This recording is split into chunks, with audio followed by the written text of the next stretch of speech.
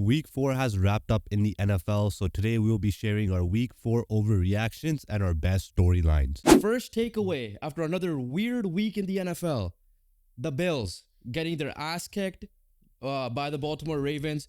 Is this more? I'm not gonna say frauds, even though this is an overreaction video. Still, you could take it however you want. For me, this might be the more true side of the Bills because of the competition they faced wasn't as strong as the one they played this weekend. Obviously, Ravens a little bit more of the desperate team. And for me, I think it exposed a lot of the weaknesses that we had brewing in the before the season started. Yeah, I 100% agree. Competition-wise, like when you look at it on paper at the beginning of the season, like they had Miami, they had Jacksonville, right? Like tough competition, but obviously when you look at it now, Jacksonville doesn't have a win. But the Miami game, they still faced a full Miami squad because Tua got injured in the fourth. So they did face a good football team before, and they did win. But it is Miami because Miami just sucks against over 500 teams. But you're right, Baltimore Ravens was the true test. And what we saw from the Ravens was the true Ravens in terms of like what we expect, the Super Bowl contending Ravens that we need to see. And from the Buffalo Bills, I 100% agree with you in terms of like they did get exposed a little bit. And I don't think it's necessarily surprising, but like I think it was a good necessary loss because now they're gonna have to make some adjustments, and it makes sense because like their offense, they don't really have that number one guy and all the stuff, and because of that they struggled. And then defensively, again, a lot of injuries as well. We gotta take that into consideration. But overall, no real star player on the defensive side of the football, which is gonna hurt them a little bit because again, you need someone to make plays. And when we're playing a tough team like the Ravens, they didn't really have anyone to make the play except for that one Josh Allen throw. Yeah, so that's the thing, right? Like Josh Allen is going, like he doesn't need to force himself to be Superman, but he has to play like Superman. If you get for the Buffalo Bills perspective, he has to play more Superman-ish. For example, that play, right? Like literally it was almost like every play where it looked like that he was getting like he got beat off the O-line and he's scrambling. And then yeah, that play arguably was play of the year, but which no one's gonna care because they lost, right? A couple of bad decisions in the red zone as well. For me, the thing with the Bills is like, yeah, this is what I expected them to be against the good teams. Like you gotta remember, week 1 against Arizona, they had to come back for the most part. They were losing pretty big to start the game. Yeah. They came back, credit to them there. And then yeah, like obviously last week we overreacted like to the point. I feel like every time we do this, the opposite happens every time, but that's overreactions. But no, but at the end of the day, right? Like overall, the NFL year has been weird, but like yeah, you're right. The Miami game was a big win for them. That said more about Miami than it did Buffalo. And then yes, Jacksonville at the end of the day, before the season, you said that. However, the way Jacksonville's been playing, the first 2 weeks themselves, exactly, you can't you gotta take it with a grain of salt there as well. Whereas this week, right? Yes, you could say the same thing about Buffalo. They were 0-2. Baltimore, sorry, we're 0-2. Almost choked the lead against Dallas as well. This one, we'll talk about Baltimore in a second here. They came out and showed why like their defense was going to take a little bit of time, take a little bit of adjusting. They had good game plans there. Kyle Hamilton showed up for them. And Buffalo just couldn't adjust to certain things. And at the end of the day, I still think they need to go after a number one guy that could potentially be available. And I'll bring that up with the Chiefs when we talk about the Chiefs later on here for a second. But overall, like, are you concerned? Are you thinking this is a one-off? Do you think because, it's a blessing in disguise, like you mentioned, that, like, they will find adjustments and they will still, considering what the Jets are looking like at the moment, even though I feel like they'll be better, we're going to talk about Miami next. We know what they're like, and we already know what New England is, that you're confident in the division, Lock? Yeah. But how confident are you past the division, Lock? So here's the thing, right? Like, a lot of it's going to come down to Josh Allen. And, again, can't really blame him too much for the loss just because after like every second he had pressure and someone's in his face and he was rolling right. And even when he was buying time, no one was getting open. And the run game wasn't going as well. Yeah, James Cook, again, probably should be their best weapon. Wasn't really, on his game as well. And a lot of credit goes to the Ravens defense. But this O-line is actually pretty good, right? And it's kind of the main reason why they were like so successful in the first 3 weeks as well. And they struggled in week 4, and it kind of shows that like because of that, and you have to, when you adopted run game, right, which they never had last year, right, up until Joe Brady came, O-line is a big part of that. We all know this, right? Yeah. And we saw in the first 3 games, the O-line was good. James Cook was good. So in week 4, O-line got beat.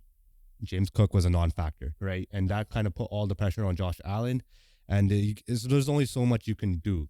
But overall, when you think about it, I think they need more on defense than they need more on offense, personally. For sure. But obviously, yeah, you want to get a guy, number one guy who can get open at any time and make a big play for you. And it's going to be important. But overall, I do think it's a one-off. I do think Joe Brady came in and like literally took over this offense and done a beautiful job. And he's made so many adjustments. So I expect him to make adjustments. Again, one-off for me. But think they'll come back against another team and like, I guess I won't say necessarily win, but like, make it a close game and not really be blown out. So like I'm going to cut you off there for a sec. I'm going to finish it off here. I agree right now, one-off. But again, this is just a week 4 overreaction. Next 2 games, Houston Texans, who haven't been looking exactly like how we thought they should be looking as well. And then a divisional game with the Jets, who are obviously looking to bounce back themselves. So overall, for me, I think we'll know more about the Bills after those 2 weeks. Yeah, for sure. The thing is, you got to adjust quickly now. Exactly. That's the biggest takeaway from this. You got to make adjustment. You're not perfect. And that change needs to happen starting the Jets games right now. The Jets games are the ones that are going to be the true test in terms of division lock for me. Oh, yeah, for sure, yeah. But let's move on in division. The Miami Dolphins are finished. Yeah, that was literally my... Okay. I'm not even going to go there. I'm going to go with this. Mike McDaniels, we always thought is a good coach.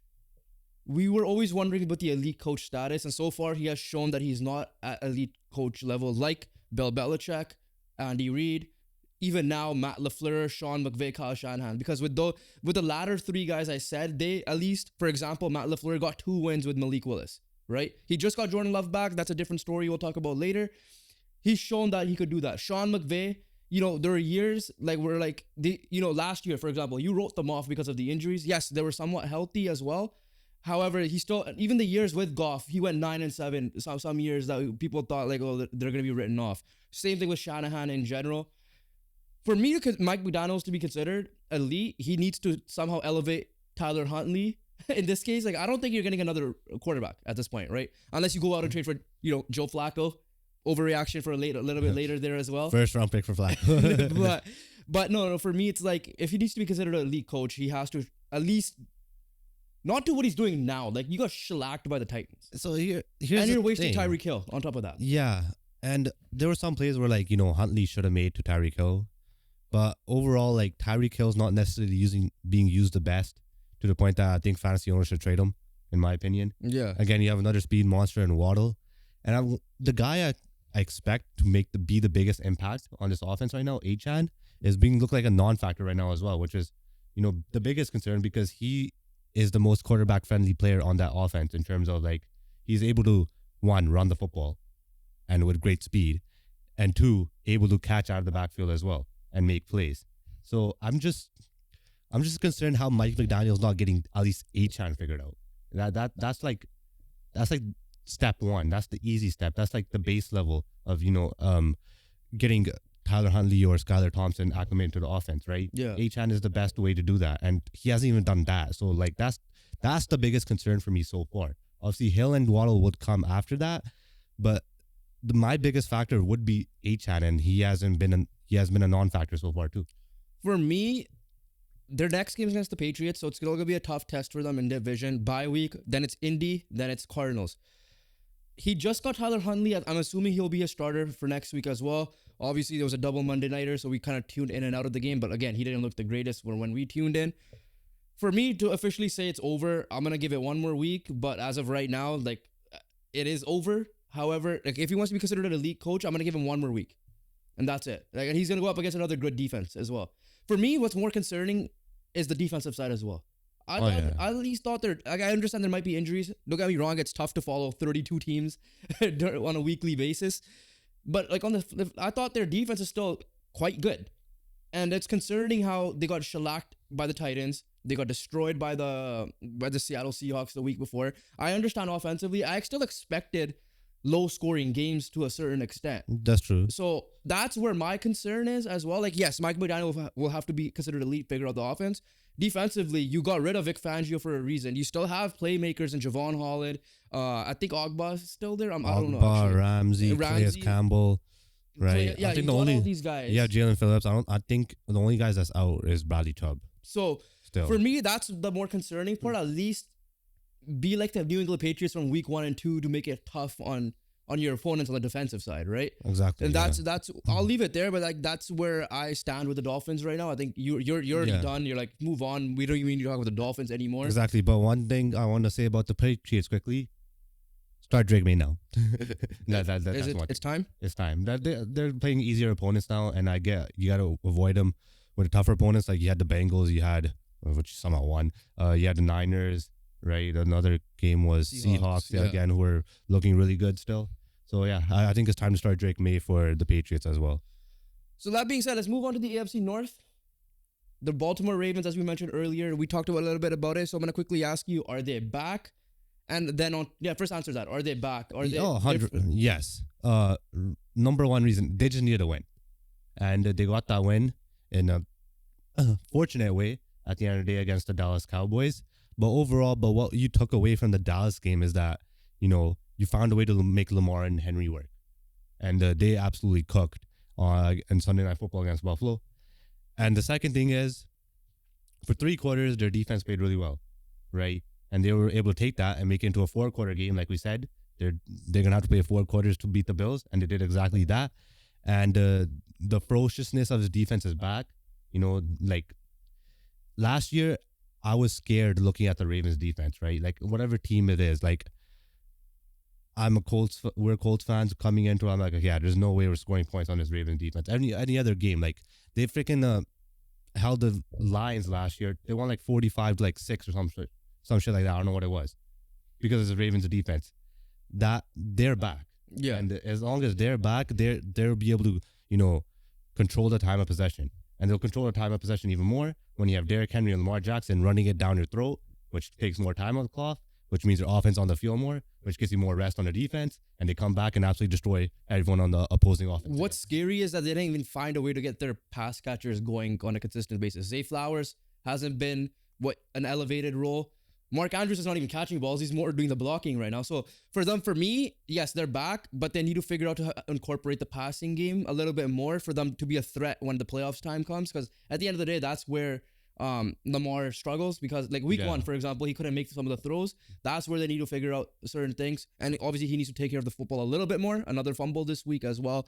But yeah, like that backfield, like we said at the beginning of the year, that's like the two-headed monster. We're finally seeing it in full effect now. So which is the best news. So for you, there's probably still going to be a division winner. We'll talk about the 3-0 teams that lost later on. So I'll actually hold on to that. Well, how would you power rank the top 3 teams to beat the Chiefs at the moment now? Because 3 weeks in a row, we said Houston. It's someone different, yeah. It's Buffalo, and now we're saying Baltimore. How would you power rank, even though the Chiefs have their own issues, which we're going to get to right after this? I mean, I'm going to have to go with Baltimore, Houston, Buffalo as the ranking right now, in my opinion. Yes, Houston hasn't looked the greatest. I would personally put Houston at number 1, but they haven't looked the greatest the last 2 weeks, especially. Again, Ravens are coming off 2 big wins, which is kind of propels them back on the top. But at the end of the day, it's going to come down to Lamar. And then Buffalo, a reason why they're at 3, just because, again, this is kind of the Buffalo. Like we saw the weaknesses come into effect against good teams. Yeah. And it came into effect against, at the end of the day, they did play the best defense in the NFL. And on top of that, they had injuries on themselves on their side of the football as well, defensively and offensively too. I don't remember. I don't think offensively they were fine. Defensively more so. So, but because of that, like we expected like the Ravens to be the team, right? And we expected the Texans to be the team. So that's why the Bills are at 3. So honestly, my conclusion is there's no real threat to the Chiefs right now. Oh, even the Chiefs. Let's talk about them now. They're their own threats right now. Exactly, right. So let's talk about it. They get a big win against the Chargers. Yes, the Chargers are injury. Their quarterback was hobbled, even though that play to Lad McConkey was amazing, both from McConkey's side of things and Herbert's side of things. But the Chiefs, they're already missing Isaiah Pacheco for 8 more weeks, roughly 6 to 8 more weeks. You already lost Hollywood Brown, who hasn't even played a snap for you for the whole year. And now Patrick Mahomes, after throwing his pick, accidentally tackles Rashee Rice and what is now feared to be a torn ACL, which means out for the year as well. What are your concerns levels with the Chiefs? Travis Kelce, on the other hand, got going at least this week for now. So the concern levels again, yeah, like there's things they're it's not fluid in Kansas City right now. That's the best Their number way to one put is it. Juju Smith-Schuster. Right. But at the end of the day, like, are you concerned for a team that still has so many issues and still 4-0? Like, why shall I be concerned about a team that's 4-0 that has so many problems right now and they're still finding a way to win games, which is the most annoying part because, this is probably the worst we're going to see them right now. And they're still winning, right? This is probably the worst Mahomes we're seeing right now. It's the worst Kelce we're seeing right now. And they're 4-0, which is like, I know they lost their number one weapon or probably going to lose their number one weapon, Rashee Rice, who was a big factor. And for them being 4-0, but this team just finds a way to win. And that's just what the Kansas City Chiefs are. No matter how badly things are spiraling down right now, they're 4-0 somehow. Pressure now intensifies from Travis Kelce because you have no other weapons, literally. So the game planning does get easier on the offensive side. I understand. It's Andy Reid. It's Patrick Mahomes. In the regular season, they do struggle. Last year was an example of that, and they did get better this year. But it's unfortunate that the injuries have just, took away what made them better, right? That being said, though, do you think they will be, or do you think they should be, at least hunting for weapons to take pressure off of Travis Kelce, especially because he's been struggling himself up until last week? Answer that, and I'll give you a list of names. Yeah, 100%. Like right now, you're coming into the season, you're like, okay, you have Hollywood Brown, you have Rashee Rice, you have Travis Kelce, you have Isaiah Pacheco as your weapons, right? 2 of them are already gone. You have 2 left. And did I say 3 of them are gone? 3 of them are gone. Then obviously you got a Juju as well, who I know it was a late ad, so kind of like it was gonna be a slow start for him. Like we didn't expect much from him, but right now it's Juju and Kelce, right? And we think Juju could be that guy still, right? For the obviously this offense, we've seen him win a Super Bowl with them and be a big factor. Kadarius Toney's not there, which is I guess good. Good or bad? I don't know. I mean, in the first Super Bowl year was good. Last year was bad. But yeah, I don't know. They gotta definitely look out they gotta definitely go after a guy. And it's like, it doesn't have to be like, again, someone top tier because you have a guy top tier in Travis Kelce. But a guy like Juju level get in there, get the job done type of thing. So I was looking at free agency. The only names that popped up, Tim Patrick's already in the Lions, so I'll take that name off. Is Michael Thomas, who's been up and down with injuries the last few years. Is Russell Gage, who's a Juju level guy in the past. Marquise Goodwin's older now. So those are some of your options. Trade-wise, though, obviously it's not going to happen. Devontae Adams is in division. I doubt that will happen anyways. DeAndre Hopkins, if the Titans, I know they won in week 4, but like if they continue to struggle down the stretch. But here's a big one. Deontay Johnson. Yeah, Deontay Johnson coming off 2 great performances, obviously, is because of Andy Dalton being quarterback. And Carolina is obviously not going to be good. We already know this. They're going to be struggling.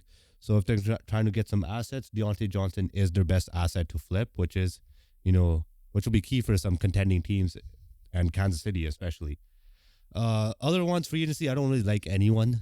They're all old. The Chiefs will find a way to make it work. Yeah, no, they'll find a way to make it work. I feel like they'll find a way to make Michael Thomas work if they do get him.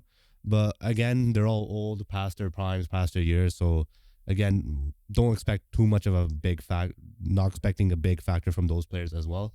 But yeah, Deontay Johnson is probably looking like the most realistic and, I guess worthwhile player to get, like worthwhile weapon to get for Kansas City. But not even just Kansas City, like any other contending team as well. Buffalo.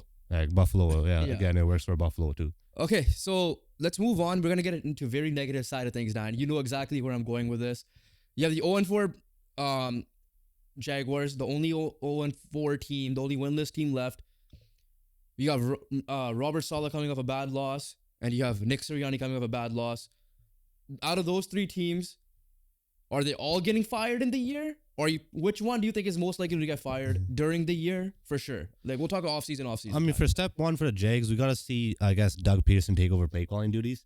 He did that in Philadelphia. I'm pretty sure he isn't. I think it was... pretty sure it's Press Taylor, yeah. But I guess that's step 1 for the Jacksonville Jaguars. In season, again, I don't see the Jets or Sirianni or Sal getting fired in season because it's going to be such a bumpy road. They're both very volatile teams in terms of, like last week, we thought the Eagles, figured it out. They're good. We thought the Jets, that's the best Jets we've seen so far, or like in recent memory in general. But again, then following it up, probably the worst performance you could put up of both of those teams. And then back, Sirianni and Salah are back on the hot seat again. It's just gonna be it's gonna be such a bumpy roller coaster ride for both franchises, and because of that, they're not gonna be fired in season because of the ups and downs. So for me, in my opinion, the only coaches that usually get fired in season are the ones that are like 0-5, 0-6, 0-7. So like right now, it is Doug Peterson. In my opinion. But if you were to pick someone to get fired, if you had to pick, you're betting right now who's getting fired next week. Who is most likely to get fired? Next week? Yeah, let's just say that. Let's just say it's probably Doug Peterson. Okay, you're going Doug Peterson. I still think it's Nick Sirianni.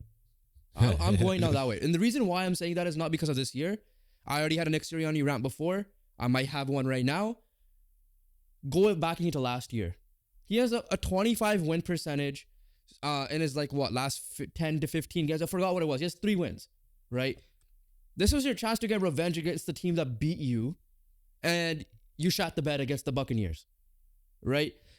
And, for me, again, what are you doing? Your decision making isn't the greatest. You're not play calling. Defensively, you look like you're in shambles, which is more of a Vic Fangio thing. I get it, but you're still overseeing stuff and hiring these guys. Your team's getting out to slow starts. As of right now, Jonathan Gannon and Shane Steichen made you at this point. That's the best way I could put it. I think Sirianni's gone if he has one or two more bad losses, especially against tough competition. Yeah, what are they right now? 2-2? It's gonna have to be consecutive. That's the thing, bro. But with this Eagles, what they looked like so far was just up, down, up, down. That's just exactly how they've been, right? You win week 1, you lose week 2. You win week 3. But sometimes you still fire those guys. You lose week 1. I know sometimes you fire, but listen, that happens more in the NBA though. In my opinion. I get that, but your expectations are much higher. I get it. NFL is a 17-week season, exactly, and I get that. I don't think Robert Saleh gets fired this year. I'll say that's more of an off-season thing because you could tell there's drama between him and animosity between him and Rodgers there. And yes, it's Aaron Rodgers. We know what his his personality is like there. But for me, I think Nick Sirianni's done. At some point this year, I feel like he's gone because I just feel like it's way too unacceptable. The late collapse down last year, a horrible playoff performance. I get it. Jalen Hurts should not be turning the ball over like how he is. I get it. AJ Brown is injured as well. With Devontae Smith. With Lane Johnson as well. Yeah, but again, if you're a really good coach, you got to find things, make things work. It's mainly because of his track record in the recent stretch where I'm like, I think he's got to go. And I think it should be an in-season eventually. I don't know who you bring in. I don't know if you just elevate Kellen Moore or Vic Fangio. I would say Kellen Moore more at this point if you want to give him a chance to become a head coach. And then next year, you go figure out, even if you keep him till the offseason, go figure out, maybe get a Ben Johnson, maybe get a Mike Vrabel. Who's sitting there? Maybe you bring in Mike Vrabel right now to fix that defense, right? Or Bill Belichick, but I'm going to say Mike Vrabel is a little bit more realistic than Belichick at the moment. That's the name I'm looking at, even if it's in the middle of the year. Yeah, again, Mike Vrabel, incredible coach, had good tenure in Tennessee.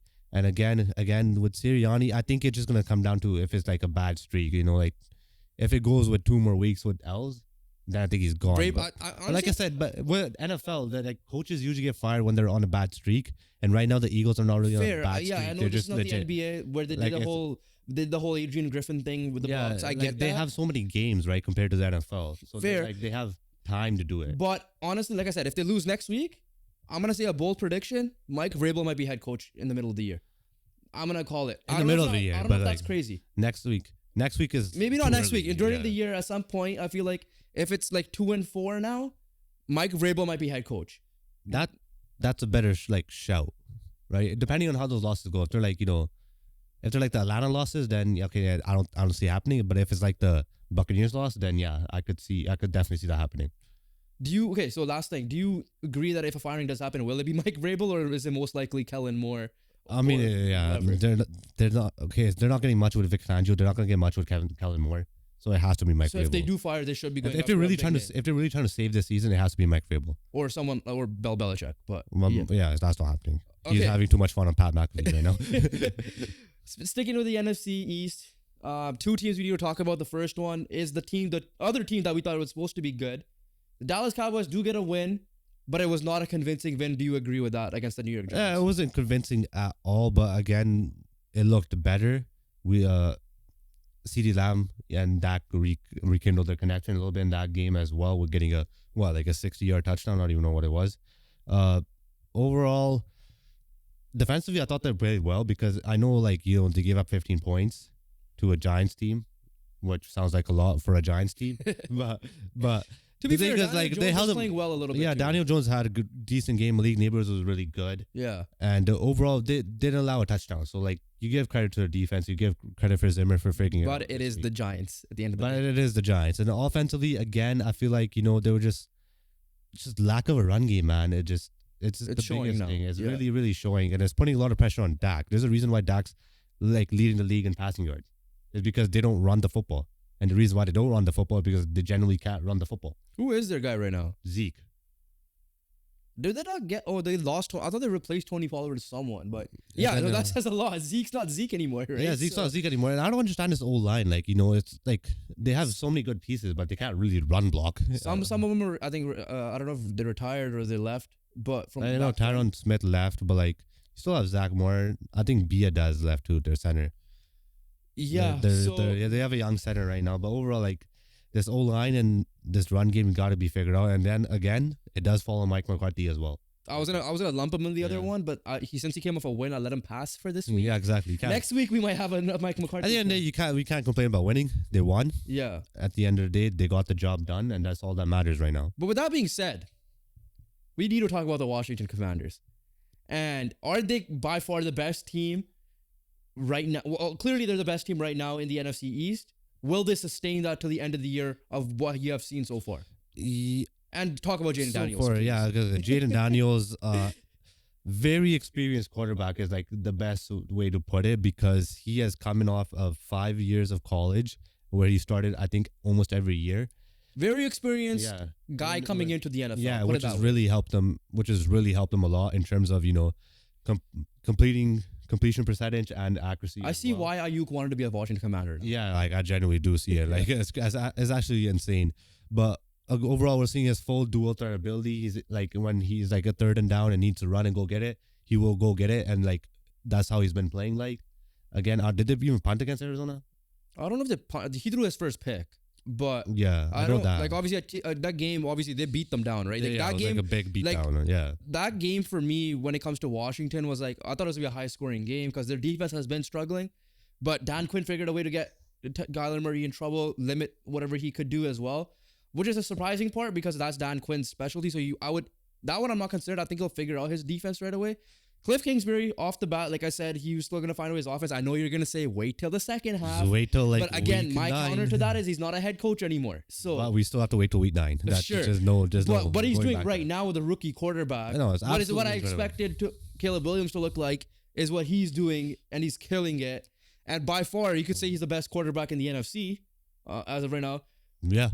Obviously, after what Goff did. Goff had a solid performance. But my point is, are they do you, if you were a betting man, would you put them right now when it's week 18, or is it week 18? Whatever the last week is, week 18 or right before week 18, start, week 18.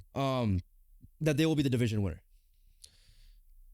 Honestly, the way that everything's looking right now is yes.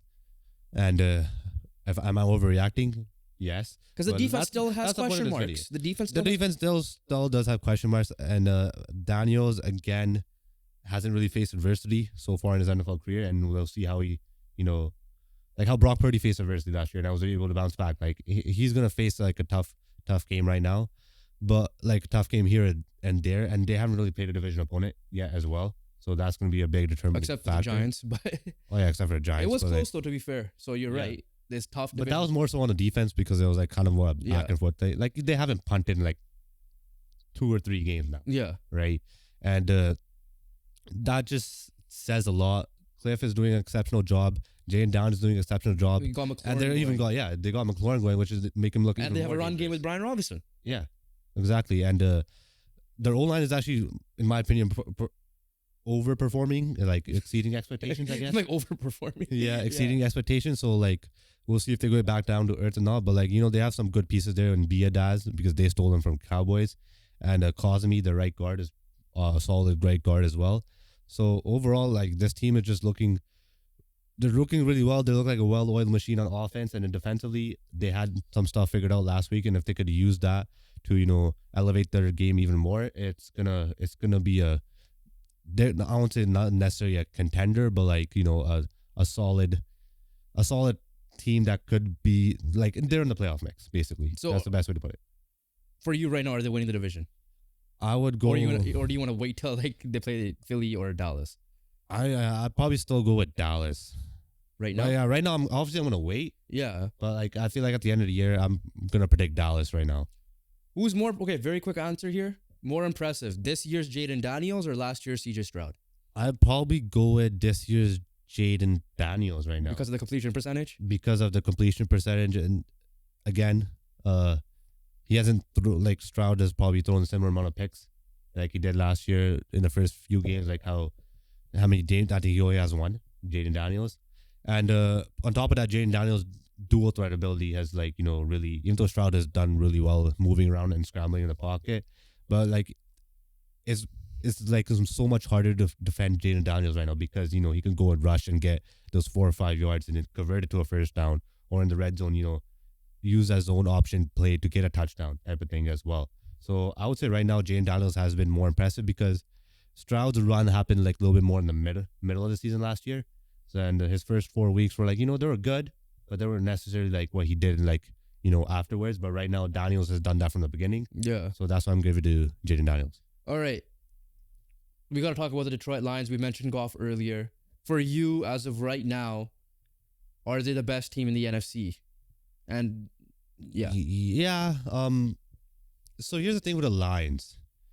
They haven't really played a game where necessarily their offense and defense both cooked together. Their first 3 games were mostly their defense, playing well and their offense just doing enough.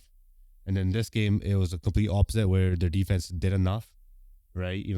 But their offense, absolutely cooked and were just scoring at ease. And that has to do a lot with Jared Goff's being 18 for 18, 295 yards, and a touchdown pass and a touchdown reception. Yeah. Well. And obviously, I think 2 touchdown passes because he had one to Jameson Williams as well for a big touchdown. And then again, even with Frank Ragnow injured, their line still played Ragnow. I heard Frank Reich. Frank Ragnow out there. They were still able to dominate in the trenches, and obviously that helps when Seattle's whole defensive line is injured. But Montgomery did his thing, Jahmyr Gibbs did his thing, and they were more physical.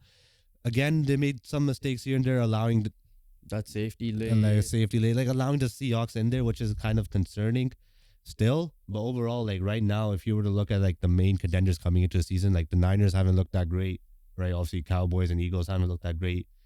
The Niners are injured, to be fair. Yeah, but the Lions are the only one that are kind of close to what they are. I'm not saying they haven't been at their best either. None of them haven't been at their best. Again, NFL's been weird on both conferences. No one has at been one at point, their we thought the best. Saints might take it, and there's now dropped 2 in a row. Exactly. Tampa's looking good, yeah. right? So, but at this rate, the Lions are the closest team to themselves. I think what's holding back the Lions for me overall is the coaching decisions at times. There was no reason for you to throw on that safety. Oh yeah, just just run the football. I feel like that's when you gotta play simple, play it smart. Again, Dan Gamble for a reason. So that's where I think he has to fix those things. If not, next year we talk about him being fired if he can't do what he does in the playoffs. If it's constant mistakes like that, right? So, it's just yes, he has an identity, he has a culture center, which has done an incredible job. But again, he plays too much with fire, and he got burned in the NFC Championship game, and he's I wouldn't say necessarily. Obviously, they have this aggression identity to them, which is good, and they're playing physical football, they're playing aggressive football, but to a point where you're up by 15 in your own 5-yard line, there's no need for you to throw a ball.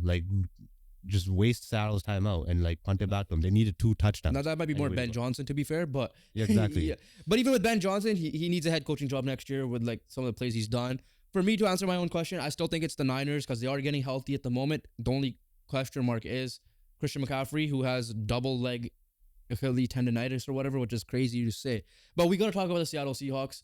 We'll talk about the other 3-0 teams as well here, because since they played each other, the Seahawks D-line decimated, clearly, right? However, the way they performed, are you more confident or are you on the fraud watch for them because of how easy the first 3 weeks There were? was one thing we said about the Seattle Seahawks coming into this week. Yeah. You don't necessarily need to win to prove us that, you're a good football team, Yeah. but make it goddamn close. Yeah. And in the first half, we're like, yeah, these guys are frauds. But in the second half, and we also heard on the radio many times people saying that Geno's like right now top 10, top 5 quarterback. Top And 10. But And in the and that's what I'm saying what the radio said. yeah, I'm saying Yeah. top 10. They said top 10. And I also heard top 5 too. No, Okay, yeah. I never heard top 5. Yeah. He played like a top 10 quarterback in the second half. He Like, did. honestly, the whole entire game, like he was only the main guy, and obviously it helps. Really does help when you got Kenneth Walker back as well. Yeah. No offense to Charbonnet, he had a great game last week. But Kenneth Walker is, a The different guy, beast. Yeah. And whatever that Kobe saying is the same animal. Shit, like that. But again, he got 3 touchdowns. Geno Smith made plays, right? They got JSN involved. They got DK involved. They got Locke involved as well. Noah Fant got involved this game. No one fan got involved. Like they got 516 offensive yards. Obviously, a lot has to do with the Lions defense not performing as well. But overall, these guys are here to stay. These guys are here. They're a playoff contender. These guys are here to be Challenging the Niners. Try to challenge the Niners and challenge for a playoff spot. And with Geno playing like this, they have their answer at quarterback for the next couple of years, I guess. Well, he needs to get paid. Yeah, That's no, the obviously other he thing. needs to get paid. But again, he's been playing incredible football, and overall, just hopefully their weapons are healthy, and I think you should be happy as a Seahawks fan, whoever you are. Yeah. For me, like I'll answer it. I don't think he's a top 10 quarterback in general, but the way he's been playing, he is playing like a top 10 quarterback. I'm gonna put it that way. That D line just needs to get healthy. Then we'll The whole know, defense, we'll know what the true test is because their 5 starters secondary in around. general is good. We knew that. Devin Witherspoon did have a lot of bad plays this game, but when you normally used to, like that Jameson Williams one, and in general, so on and so forth. But yeah, if you got everyone, Boy Mafe is injured, Noah Su's injured. I think their first round pick, Byron Murphy, I think he was injured. So if they figure that out, yes, they'll probably contend. As of the way the Niners Julian are Love rolling got right now, injured they as could well. contend for the division a little bit. They had 6 starters that got injured, like Yeah. Julian Love being the 6th during the game Yeah. as well. But let's close it off on this with another couple of undefeated teams. The first one, this is going to be more rapid fire here. Are the Vikings legit? 4-0 team. Yes, right? Like you beat a Jordan Love Packers now, right? So I guess you can't really have an excuse where, oh yeah, you beat Malik Willis-led team. They beat a Jordan Love-led team. You beat the Houston Texans, who everyone thought was a Super Bowl contender, and they still are.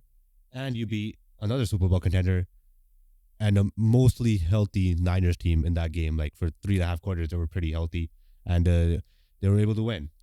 Sam Darnold is leading the league in touchdowns right now. This is probably the best stretch of his career because that 3-0 again in Carolina. Now it's a 4-0 in Minnesota. So he's gotten past a 3-game stretch. Defense is cooking. Defense is again cooking. Obviously, probably their worst performance, but See, that's where in terms of yards, but again they forced turnovers, 3 interceptions again. So they did their job at the end of the day. And overall, yeah, the Niners are legit. The Vikings are legit because they actually they backed it up with they backed it up, right? Like they beat good teams and they handle business when they need to handle business. My only concern now coming off with this, that you could kind of see them might flip, is because they did let the Packers get into this game because they were up big early. And Sam Darnold did kind of have some of Sam Darnold type plays with the fumble. And I think he had an interception in this game as well, or 2 in this game as well. This was a game without Jair Alexander, I believe, for the most part as well. So that's my only concern level there. And hopefully that's just a one-off. But as of right now, like this is like the team that The best team in the NFL. You have the coach of the year, in my opinion, because of this. This is the best team in the NFL right now. Like this is a team that The Chiefs and in terms of like this season. Yeah. Right. Like top to bottom, this is a team that played the best football so far this season. Right. And yeah, I know the Chiefs are 4-0. Like at the end of the day, Chiefs are the best team. The Chiefs are a team to beat. Don't be wrong. But in terms of like playing clean football, playing solid football, the Vikings have done that at the end of the day, more so than any other team in the NFL. So the only other 3-0 team we didn't talk about is the Pittsburgh Steelers. So what are your overall thoughts on that game? Yes, it was Obviously, it has something to do with Indianapolis involved in that as well. Yeah. Are they officially on the fraud watch? Or are they still the division favorite? Or the Ravens are past that? They're still a division favorite. They're not frauds in my opinion. Reason number one, the Indianapolis defense forced a lot of negative plays, right? And especially in the run Justin game. Fields looked like old Justin Fields for the first 3 quarters. Yeah, like I won't say there was plays. I won't say necessarily Yeah. the first 3 quarters he looked like that. Like there were some plays that Justin Fields made in terms of, when he needed to take over and like got the ball in his where he had to make plays. He did make those plays, but he had zero help in the run game, and on top of that, he didn't really have help from his defense as well. And the biggest concern for the Steelers was is Justin Fields going to be that guy? And in this game, he proved that Justin Fields proved that this quarterback job is his, and he could make plays when he needs to make plays, and he did that throughout this game, and more so after that fumble that he had in the third quarter and like the last quarter and a half, where he's the one who led the charge for the comeback, which is usually weird to say in Pittsburgh because the last time the quarterback that led a charge in the comeback was probably Ben Roethlisberger. On a consistent basis. Yeah, on a consistent basis, right? Like it's usually their defense is forcing a interception or a fumble, which again, Colts offense and Steichen did a great job of playing clean football and not turning the football over and not giving the Steelers an easy route back. And on top of that, the defense, yes, I know they allowed a lot of yards and allowed the comeback, but overall they got takeaways and they improved the run defense massively. And they're the defense that played better. And like they were 3 quarters. Yeah, for 3 quarters. But like coming into this game, you had a number one defense and you have a defense that's at the bottom of the barrel. Yeah. It felt like the Colts, the bottom of the barrel defense outperformed the number one defense in this game. But are the Ravens still going to win the division for you? Yes, right. Like the way that the Ravens played last game and the way they looked offensively the game before, as long as their defense is back again, like I said, your Ravens defense again is very scary.